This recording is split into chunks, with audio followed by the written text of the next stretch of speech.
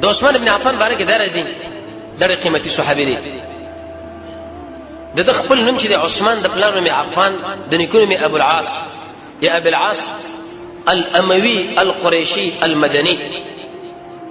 اسم کنیه د چې ابو عبد الله یا ابو عبد الرحمن په 10 مبشرو کې دی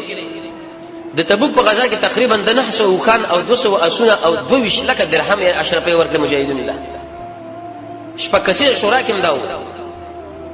د فیل واقعین شپکل ورسره به پیدا شوی هم دی د ابوبکر رضی الله په واسطه باندې د ایمان امر وړي دی د رسول الله اول لور په نکاح باندې واخت شاکر وفات شو به بل لور په نکاح باندې واخت ذل نورین ورته زکه وای د عمر بن الخطاب د شهادت نه درې ورځې ورسره د مسلمانانو خلیفہ تقریبا یو تر شپږ ترویک احادیث ټول نقل لي او څه کم 12 کال د خلافت وې دغه عزتمن صحابي جامع القرآن دا به خپل تر راونی ولا ابو جهل ورته ویلي وستاور ایمان راوړی دی وی او ودا په پوزکی کې تاو کا پوزکی کې به تاو کې په دې کې به دا دود ورته بلکې هغه سره داسه به بن کې دا پوزه به ترخه شو د طالب تخ شو عثمان ابن عفان په کې دنه پروت دومره عزتمن انسان